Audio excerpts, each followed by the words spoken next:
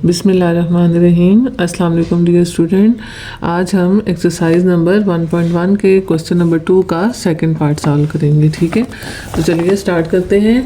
हमारा ये क्वेश्चन क्या है कि solving quadratic equation by completing square method. ठीक है, अच्छा जो स्टेप हमने ये लिखे थे एक नज़र आप इनको दोबारा देख लें।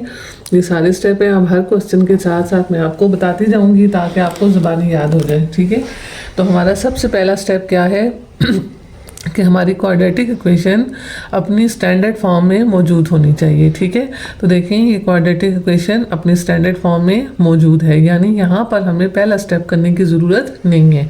दूसरा स्टेप क्या है कि अगर एक्स स्क्वायर का कोफिशिएंट 1 के अलावा कुछ है तो पूरी इक्वेशन को उसके साथ डिवाइड कर दें। तो यहाँ पर देखें एक्स स्क्वायर का कोफिशिएंट 1 है, कुछ भी मेंशन नहीं है मतलब 1 है। ठीक है, तो हमें यहाँ पर दूसरा स्टेप भी करने की ज़रूरत नहीं है।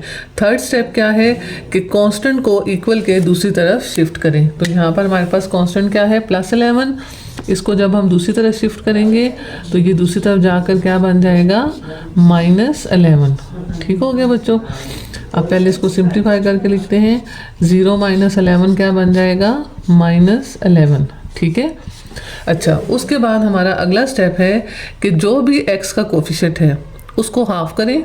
ठीक है, देखिए यहाँ पर x का कोफिशिएंट क्या है 10 का हाफ क्या होता है 5, तो 5 का स्क्वायर दोनों तरफ ऐड कर दें। ठीक है, तो यहाँ पर आपने साथ लिखना भी है लेकिन मैं वीडियो लंबी हो जाएगी इसलिए लिख नहीं रही, आपने खुद लिखना है। ठीक है, क्या है कि x के कोफिशिएंट को हाफ करके उसका स्क्वायर लेके दोनों तरफ ऐड करना है। यहाँ पे लिखेंगे क्या कि taking square the half the coefficient and ending both side. ठीक है, तो यहाँ पर देखें क्या बन जाएगा x square minus 10x plus 5 का square is equal to -11 plus 5 का स्क्वायर।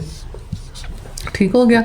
अच्छा अब देखें ये आपको आंखें बंद करके बस इसको देखना है, ये डायरेक्ट फार्मूला बन जाएगा। देखें यहाँ पर ये आपके पास क्या है 5, ये किसका स्क्वायर है x का, ये किसका स्क्वायर है 5 का। यहाँ पर क्या होना चाहिए, देखिए साइन तो मिड वाली वैल्यू का ही आ गया, यहाँ पर दोनों टर्म्स के प्रोडक्ट का डबल होना चाहिए। तो मैंने 2 लगाया, पहली टर्म लगाई दूसरी लगाई, देखें ये ऊपर 5 2s are 10x बनता है ना।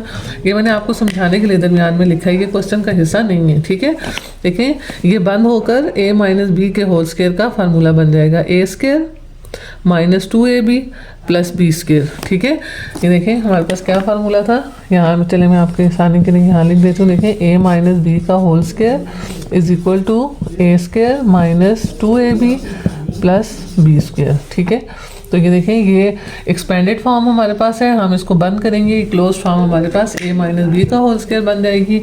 ये क्या आ जाएगा x - 5 का whole square is equal to -11 plus 25। ठीक है, अच्छा उसके बाद हमारा अगला स्टेप है था कि इस साइड का स्केल लें और इस साइड को सिंप्लीफाई करने के। प्लस माइनस क्या होता है माइनस, साइन बड़ी वैल्यू का आएगा। 25 में से 11 निकालें, 5 में से 4 निकालें 1, 2 में से 1 निकालें 1, क्या आ गया 14। अब हमारा नेक्स्ट स्टेप क्या है, taking square root on both side. ठीक है, taking square root on both side, ये आपने साथ लिखना भी है। ठीक है, जो जो मैं आपको बता रही हूँ ये आपने साथ लिखना है, taking square root on both side. अब देखें यहाँ पर ये स्क्वायर जो है वो स्क्वायर रूट से कट जाएगा, यहाँ x - 5 आ जाएगा। अब देखें 14 is not a perfect square. ठीक है, तो ये इसी तरह रहेगा, इसकी फैक्टराइजेशन भी नहीं हो सकती। ये कोई इसके साथ कंप्लीट स्क्वायर का फैक्टर बनता हो तो हम उसको बाहर निकाल लें तो उसके साथ प्लस माइनस √14 आ जाएगा। ठीक है, अब चूंकि ये कंप्लीट स्क्वायर नहीं है तो हमें ये इसको अलग अलग करके प्लस माइनस को अलग अलग करके लिखने की ज़रूरत नहीं है। सिंपली 5 को इस तरफ शिफ्ट करें, ये प्लस माइनस √14 है, 5 उधर माइनस हो रहा है, इधर आकर क्या हो जाएगा प्लस। अब इसको अरेंज करके लिखें, 5 को पहले लिखें, प्लस माइनस √14 को बाद में लिखें। तो ये हमारे दो आंसर आ गए x के।